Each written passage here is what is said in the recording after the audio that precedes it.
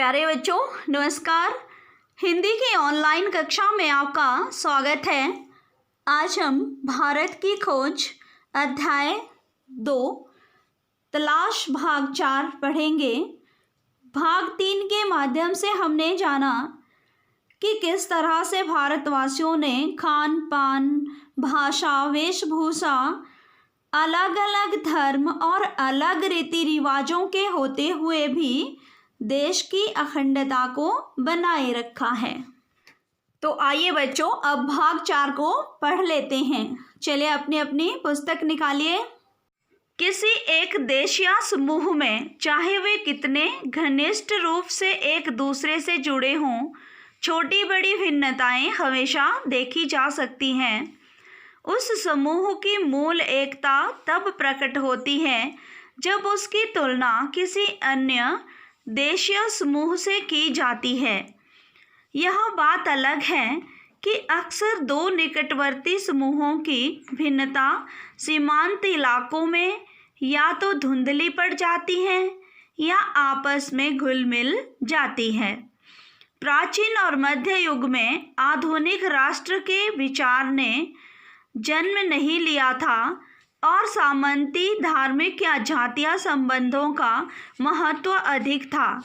फिर भी मेरा विचार है कि ज्ञात इतिहास में किसी भी समय एक भारतवासी भारत के किसी भी हिस्से में अपने ही घर की सी अपनेपन की अनुभूति करता था, जबकि किसी भी दूसरे देश में पहुंचकर वह अजनबी और परदेशी महसूस करता था।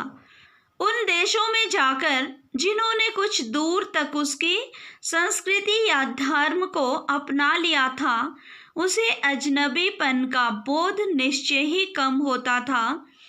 वे लोग जो किसी गैर भारतीय धर्म को मानने वाले थे या भारत में आकर वहीं बस गए, कुछ ही पीढ़ियों के गुजरने के दौरान स्पष्ट रूप से भारतीय हो गए, जैसे यहूदी, पारसी और मुसलमान। जिन भारतीयों ने इन धर्मों को स्वीकार कर लिया, वे भी धर्म परिवर्तन के बावजूद भारतीय बने रहे। आज जब राष्ट्रीयवाद की अवधारणा कहीं अधिक विकसित हो गई है, अवधारणा मतलब कंसेप्टिक विचार बच्चों, विदेशों में भारतीय अनिवार्य रूप से एक राष्ट्रीय समुदाय बनाकर विभिन्न कारणों से एकजुट होकर रहते हैं, भले ही उनमें भीतरी मतभेद हों। एक हिंदुस्तानी ईसाई कहीं भी जाए उसे हिंदुस्तानी ही माना जाता है। इस प्रकार किसी हिंदुस्तानी मुसलमान को तुर्की, अरब, ईरान या किसी भी अन्य देश में जहां इस्लाम धर्म का प्रभुत्व हो, हिंदुस्तानी ही समझा जाता है।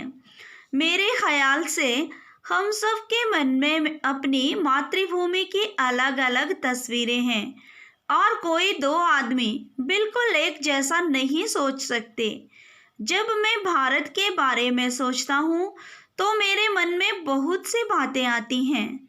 मैं सोचता हूँ दूर दूर तक फैले मैदानों और उन पर बसे अनगिनत छोटे छोटे गांवों के बारे में, उन कस्बों और शहरों के बारे में जिनकी मैंने यात्रा की, वर्षा ऋतु की उस जादुई बरसात के बारे में जो झुलसी हुई धरती में जीवन संचार करके उसे सहसा सौंदर्य और हरियाली के झिलमिलाते प्रसार में बदल देती है, विशाल नदियों और उनके बहते जल के बारे में, ठंड की चादर से लिपटे खैबर पास के बारे में, पास होता है दर्रा बच्चों, भारत के दक्षिणी सिरे के बारे में, लोगों के बारे में, व्यक्ति और समूह दोनों रूपों में, और सबसे ज़्यादा बर्फ की टोपी पहने हिमालय के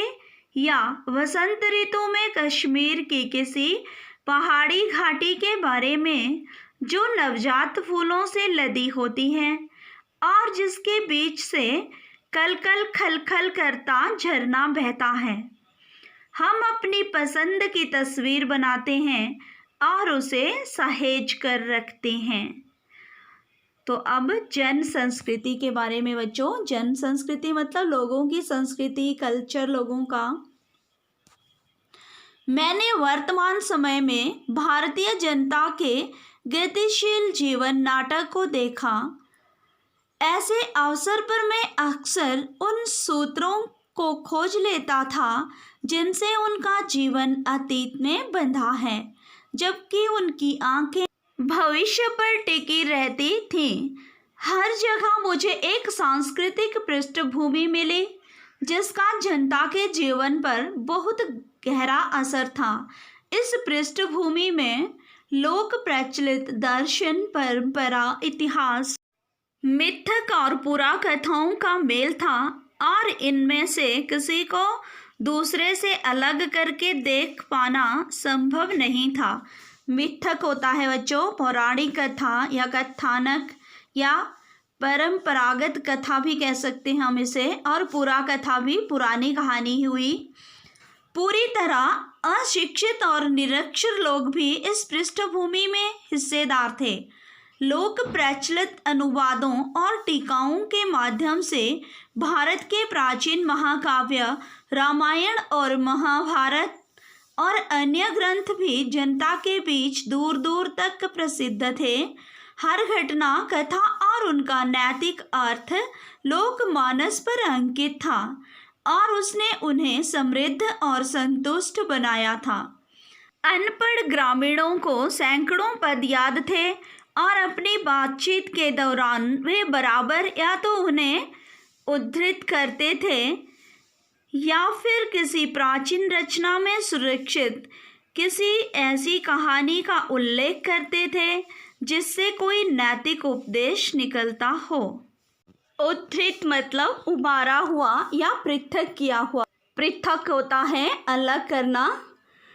रोजमर्रा की जिंदगी के मसलों के बारे में सीधी सादी बातचीत को ये देहाती लोग जब इस तरह का साहित्यिक मोड़ देते थे तो मुझे अक्सर बहुत आश्चर्य होता था। आश्चर्य मतलब हैरानी। यदि मेरे मन में लिखित इतिहास और लगभग सुनिश्चित तथ्यों से निर्मित तस्वीरों का भंडार था तो मैंने महसूस किया कि अनपढ़ किसान के मन में भी उसका अपना तस्वीरों का भंडार है।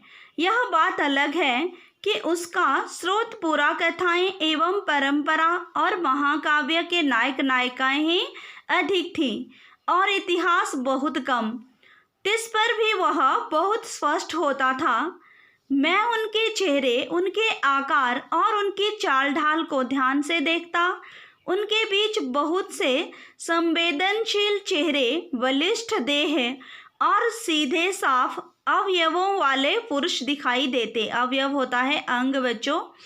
महिलाओं में लावण्य, नम्रता, गरिमा और संतुलन के साथ साथ एक ऐसा चेहरा जो अवसाद से भरा होता था।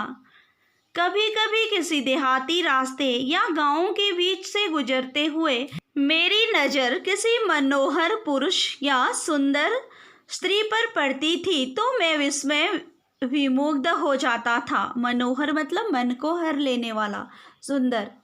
वे मुझे पुराने भित्ति चित्रों की याद दिला देते थे। भित्ति चित्र मतलब दीवारों पर बने चित्र। मुझे इस बात से हैरत होती कि उन तमाम भयानक कष्टों के बावजूद जिनसे भारत युगों तक गुजरता रहा, आखिर यह सौंदर्य कैसे टिका और बना रहा। इन लोगों को साथ लेकर हम क्या नहीं कर सकते, बशर्ते इनके हालात बेहतर हों और इनके पास कुछ करने के ज़्यादा अवसर हों। चारों ओर गरीबी और उससे पैदा होने वाली अनगिनत विपत्तियां फैली थीं और इसकी छाप हर माथे पर थी। जिंदगी को कुचलकर विकृत और भयंकर रूप दे दिया गया था। इस विकृति से तरह तरह के भ्रष्टाचार पैदा हुए और लगातार अभाव और असुरक्षा की स्थिति बनी रहने लगी। यह सब देखने में सुखद नहीं था, पर भारत की असलियत यही थी। स्थितियों को समर्पित भाव से स्वीकार करने की प्रवृत्ति प्रबल थी, पर साथ ही एक प्रकार की नम्रता और भलमनसाहत थी, जो हजारों वर्ष की सांस्कृतिक विरासत की देन थी, जिसे बड़े से बड़ा दुर्भाग्य भी नहीं मिटा पाया था। तो बच्चों, ये था पार्ट 2 का चौथा और अंतिम भाग। अब गृह कार्य देख लेते हैं। बच्चों, आपने पूरी वीडियो को कम से कम 2 बार ध्यानपूर्वक देखना, सुनना है और समझना है। इसके पश्चात हम इसके प्रश्न उत्तर करेंगे। आज के लिए इतना ही। धन्यवाद।